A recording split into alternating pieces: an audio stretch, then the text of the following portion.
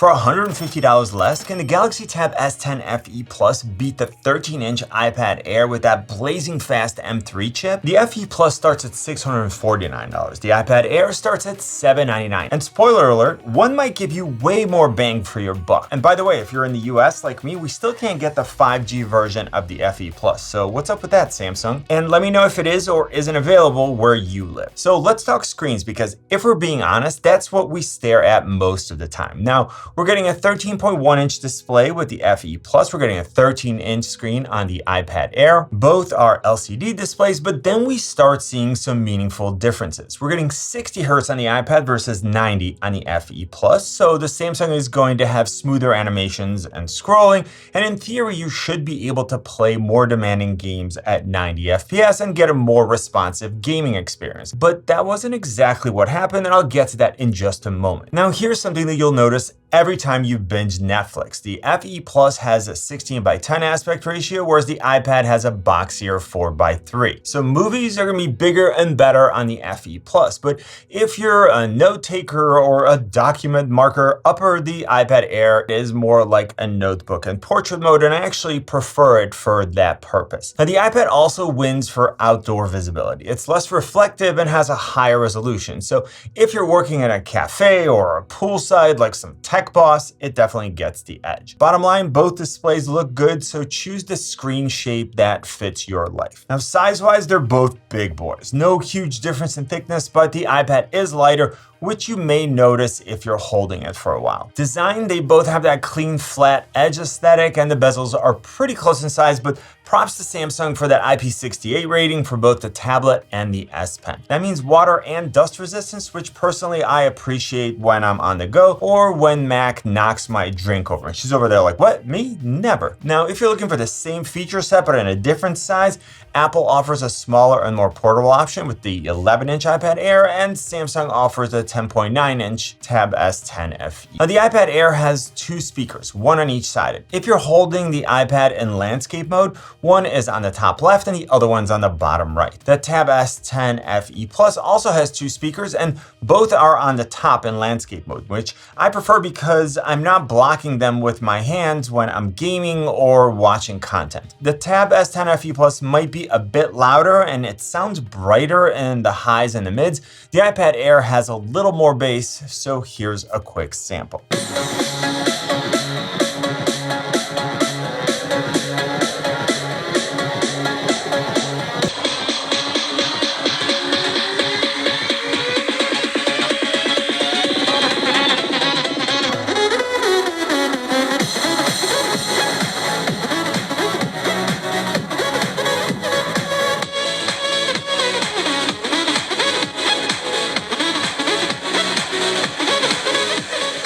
Now, both tablets have USB-C ports for charging and connecting accessories, but I love that the FE Plus has a micro SD card slot, so I can relatively inexpensively expand the internal storage by up to 2 terabytes, which can save me money if I compare it to upgrading the internal storage. And I can use that micro SD card storage for files, for photos, for videos, and for most apps. For security, both tablets have a fingerprint scanner built into the power button, but the Tab S10 FE Plus also throws in face recognition, and extra options never hurt. Now, battery life is actually really good with both tablets. The Tab S10 FE Plus has a slightly larger battery and seems to be lasting me a little bit longer, but the iPad is much more powerful, which we'll get to in just a moment. Your mileage is going to vary depending on how you use your tablet, and I've got a full battery drain test coming soon, so hit that subscribe button if you don't want to miss out. Now, charging, the FE Plus supports up to 45-watt fast charging, but it doesn't come with a charger, just a cable. Apple does throw in a 20-watt charger and a cable, which is a bonus. Now, time to talk accessories. Now, both support a keyboard and a stylus. The iPad works with the Magic Keyboard, which feels incredible to type on. It has USB-C pass-through and one of the best trackpads that you'll find on any keyboard case. Now, Samsung offers a couple of keyboard functions. They have function keys and a clever way to secure the S Pen so that it doesn't vanish in your bag. Speaking of which, the Tab S10 FE Plus comes with a free S Pen, but this isn't a Bluetooth-enabled S Pen and it does not require charging. The iPad Air is compatible with the USB-C version of the Apple Pencil, which costs $79, or the new Apple Pencil Pro, which pairs wirelessly and can be stored and charged on the side of the iPad, costs $130. The Apple Pencil Pro also offers features like barrel roll, which is useful with rotating shaped pen and brush tools, a squeeze function, which can be used to open a palette for switching tools, line weights, and colors, and it has haptic feedback. Now, the majority of these features are going to mostly be important to creators, at least at this point. But the one added feature that I love is that it has Find My, so I can easily find where I left it. Now, in both cases, latency is extremely low, but the actual writing or drawing experience is quite different. Both Apple Pencils have a firm tip, so it's a little harsher when it hits the glass, and it feels like you're writing or drawing on a single sheet of paper that's placed on a hard surface. The S Pen has a softer tip, so when it hits the glass, it gives a little bit, and it feels more like you're writing on a full pad of paper where the pages compress as you press down. Now, one isn't objectively better than the other for every use case, and it's going to come down to which feels better for you, so hopefully this description was helpful. Now, if you're into multitasking, both tablets deliver, but in different ways. With the iPad Air, you can have two apps open side by side in split view, you can have slide over windows, and you can open some apps in a center window. The FE Plus allows you to have three tiled apps open at the same time. You can resize each app to get the configuration that works best for you, and you can have additional apps in pop-up windows. You can use both tablets as a second display for your laptop or desktop. Apple calls this feature Sidecar, and Samsung calls it Second Screen. And regardless of which one of these you get, you should absolutely use that feature. Apple has Stage Manager for the iPad Air, which means that you can pair it with a keyboard and a mouse and connect an external display without black bars on the left and the right. You can mirror or extend your desktop to the external display. You can use multiple apps on that display and move apps back and forth for a true dual display setup. The Tab S10 FE Plus can boot in DeX mode, which gives you a desktop-like user interface with a taskbar, desktop icons, and floating windows. And while you can pair a keyboard and a mouse, there's no external display support, so therefore no dual display or mirroring functionality. Now, ultimately, this is a bit of a mixed bag. The Tab S10 FE Plus has more tiled apps at the same time, and DeX is closer to the user experience you get on a desktop operating system. But the iPad offers external display support, so it's going to come down to what your specific workflow would benefit from more, and then of course consider which ecosystem you're in. Now, looking at the camera systems, both tablets have 12 megapixel front-facing cameras that are located on the long edge, so you're always properly framed when you're on a call. The iPad Air can record it up to 1080/60, and the Tab S10 FE Plus can go up to 4K 30. And here's a quick sample. Here's a camera and microphone test of the M3 iPad Air 13-inch and the Galaxy Tab S10 FE Plus.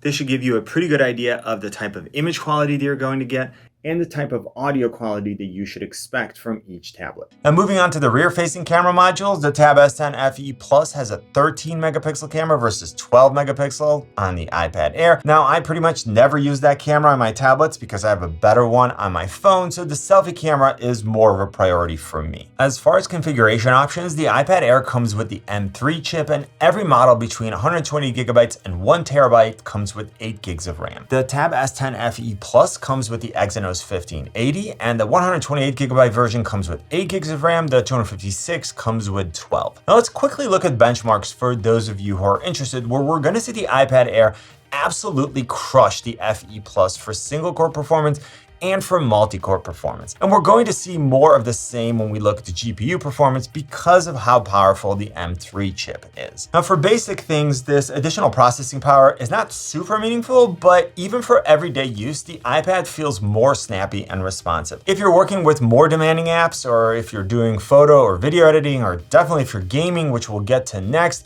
this is a clear win for the iPad Air. And of course, I expect the iPad Air to continue to perform better for much longer.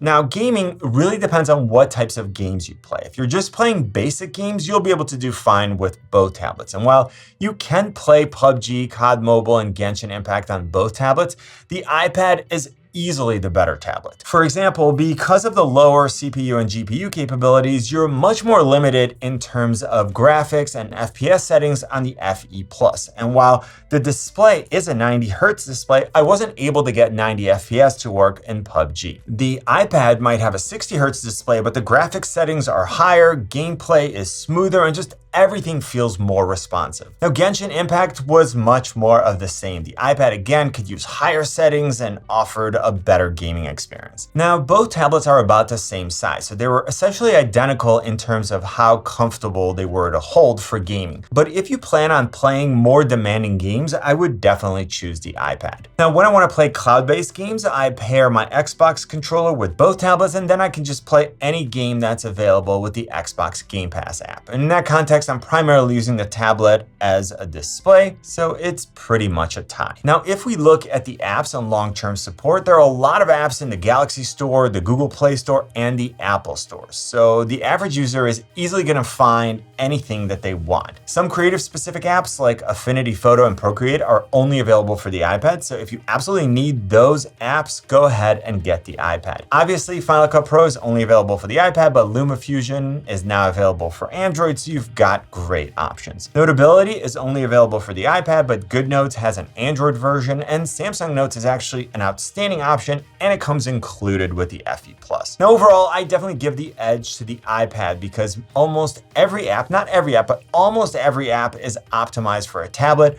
Whereas with the Galaxy Tab S10 FE Plus, a lot of the apps are still stretched out versions of the phone apps, which don't look as great on a large tablet. Also, again, depending on what type of work you do, more demanding apps will work better on the iPad because of the additional CPU and GPU performance. As far as operating system support, Apple has always provided excellent long-term support. And while Samsung offers 4 years of OS updates and 5 years of security updates, Apple still has the edge here if that's important to you. I also want to remind you to consider the ecosystem that you're in, because there are definitely advantages when you stay within your current ecosystem. Things like wireless file sharing, link sharing, and then other continuity features work best when the various devices are within one ecosystem. And while Samsung continues to improve here, I'm going to give the edge to the iPad because Apple has full control over the software and the hardware in their devices. And before we get to price, let's quickly talk about AI. So just a quick note about AI, because we're still waiting for Apple to fully release Apple Intelligence, and Galaxy AI is